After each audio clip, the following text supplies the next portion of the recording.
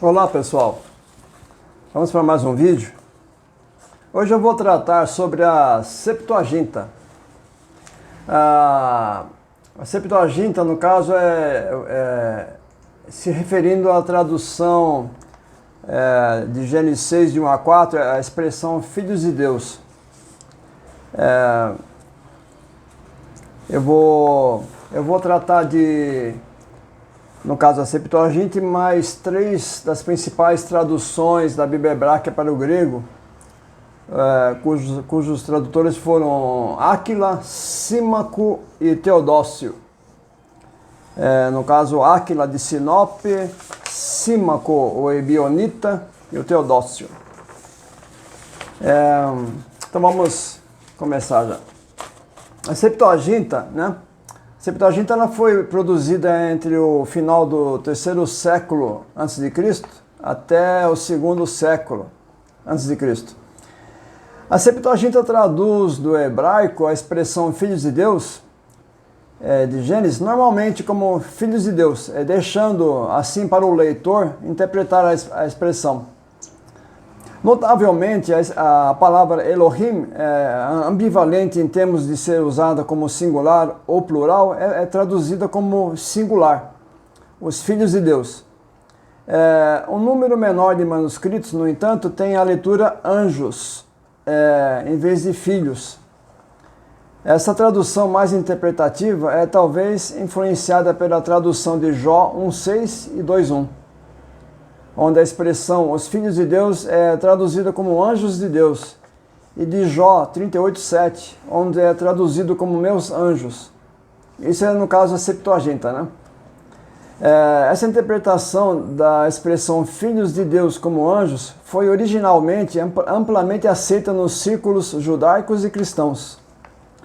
Também é possível que os escribas da Septuaginta, que escolheram a leitura anjos de Deus, soubessem sobre a tradição enóquica, na qual criaturas híbridas nasceram dos casamentos entre anjos e mulheres. Aqui ele fala assim, com um pouco de ceticismo, mas era amplamente conhecida a tradição enóquica, amplamente conhecida. Parece que a tradução se referindo a anjos foi a solução teologicamente um pouco menos ofensiva. No entanto, os manuscritos da Septuaginta, que contêm a tradução mais literal, os filhos de Deus, são os mais antigos. Vamos para Áquila.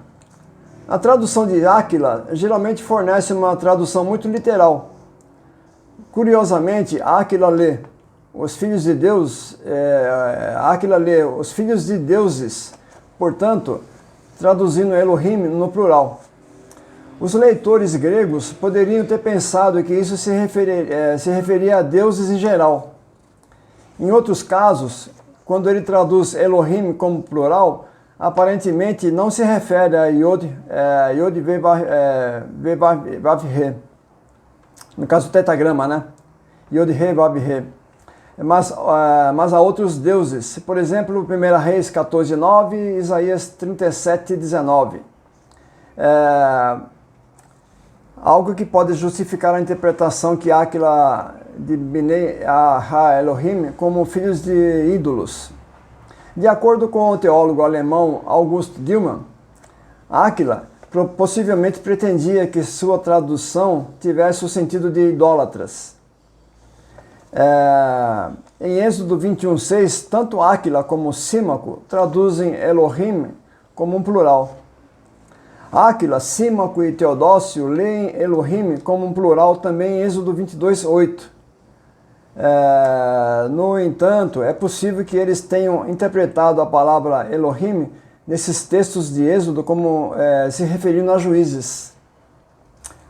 Assim, a tradução plural deuses não se refere inequivocadamente a ídolos. No caso de Gênesis 6:2, a questão permanece sem resposta se Áquila equiparou em sua tradução filhos dos deuses com filhos de ídolos ou com filhos de juízes. Mas pode-se dizer, mesmo assim, que sua interpretação difere da anterior, que considerava os filhos de Deus como anjos. No caso de Áquila, tem uma ele tem um adendo aqui, né, no caso de Dilman, não, no caso, né, de Dilman do Hexápla, né, de Orígenes. O Hexápla de Orígenes é uma compilação de 6 versões em grego e hebraico da Bíblia, né?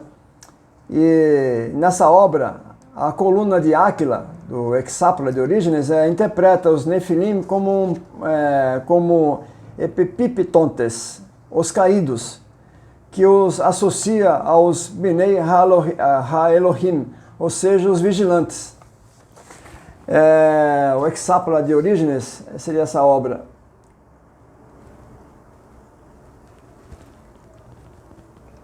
Aqui está volume 1, tomo 1, falando de Gênesis 6, está marcado em vermelho. Quando vocês veem a palavra maiúscula A, né, no caso de Áquila, epiptontes, marcado em vermelho, seria a coluna, né, referente a Áquila.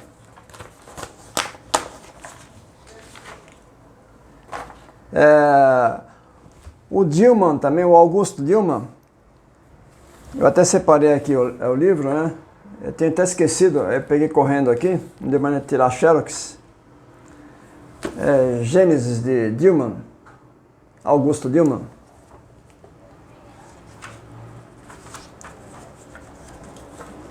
Teólogo alemão. Para quem quiser. Na página 120, ele diz uma coisa interessante, né? Até eu coloquei 2 pontinhos cor-de-rosa, para quem lê em alemão, quiser confirmar.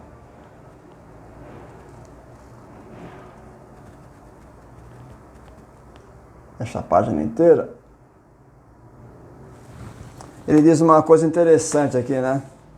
Para Dilman, Nefilim ele tratava como sendo os filhos dos anjos com as mulheres, né? Eu entendo como sendo os Nefilim como os próprios anjos. É um debate muito grande, mas eu não tenho a mínima dúvida que sejam os Nefilim como sendo os anjos, né? E ele diz o seguinte, né? Mas vale o que ele diz, né? Ele faz é impensável como os Nefilim poderiam ter surgido de conexões entre setitas e cainitas, né? Porque como é que podem seres sobrenaturais surgir de raça humana, né? Aí vamos seguir aqui para Símaco. Símaco traduz a expressão filhos de Deus como os filhos dos governantes. Sua tradução, destinada a ser a tradução mais literal possível do hebraico e, ao mesmo tempo, ser escrita em um bom grego, data de cerca do ano 170 da Era Comum. Nessa tradução de Gênesis 6, 1 a 4, Símaco provavelmente foi influenciado pela mudança na sua interpretação a partir dos comentários do rabino Simeon Bar Yochai, que aparece em Gênesis Rabá. Simeon Bar Yochai, um discípulo da escola de Akivá, referiu-se aos filhos de Deus como os filhos da nobreza. E aqui é interessante, né? Já foi falado, né? E ele amaldiçoou quem o chamasse de anjos de Deus. O fato de um anátema ter sido declarado demonstra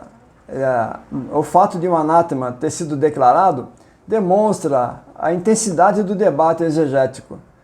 E além disso, que estava longe de ser resolvido nesse momento. A mudança na interpretação anterior angélica para a interpretação de governantes também foi possivelmente influenciada pela presença de grupos esotéricos que atribuíam ênfase excessiva à importância dos anjos. Vamos para Teodócio. Teodócio ele faleceu por volta do ano 200. Teodócio revisou uma tradução grega anterior, do final do século II, da Era Comum. ele traduz filhos de Deus, assim como a maioria dos manuscritos da Septuaginta, como filhos de Deus. Parece não haver nenhuma razão aparente pela qual ele recorreu a essa tradução, além da de fornecer a mais literal possível. Finalizando, né? As traduções gregas da Septuaginta mostram flutuações entre uma tradução literal da expressão filhos de Deus em Gênesis 6, de 1 a 4, deixando a interpretação para o leitor, e pelo menos duas interpretações distintas, sendo estas a interpretação angélica de vários manuscritos da Septuaginta e a interpretação de Os Poderosos, no caso como a de Símaco, né? Talvez Áquila tenha compartilhado esta última interpretação, uma vez que sua tradução é a de deuses, possivelmente para ser considerada como referindo-se a juízes. Mas no caso de Áquila, vocês viram que no caso da Exapla, né?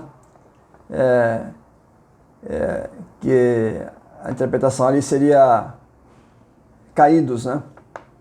E a ligação com os vigilantes. Bom, pessoal, deixando claro, né, que Dilma ele entendia Nefilim como o resultado da relação de setitas, no caso dos filhos de Deus com as mulheres, né? E ele diz que é impensável como Nefilim poderia ter surgido de conexões entre setitas e cainitas, né? Eu faço questão, eu estou trazendo a história da interpretação setita, mas para demonstrar a fragilidade, né, dessa interpretação setita, muito baseada em contos, em pensamentos próprios, né, e a tradução bíblica é tão clara. Eu acho que vocês, observando bem o que foi dito, né? Tudo com provas, né, claro, não foi nada inventado. Eu estou trazendo a história da interpretação setita, né?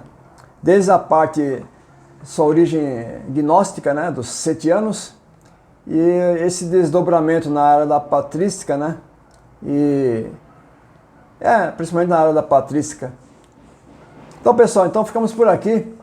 Espero que tenha ficado claro. E até o próximo vídeo, então.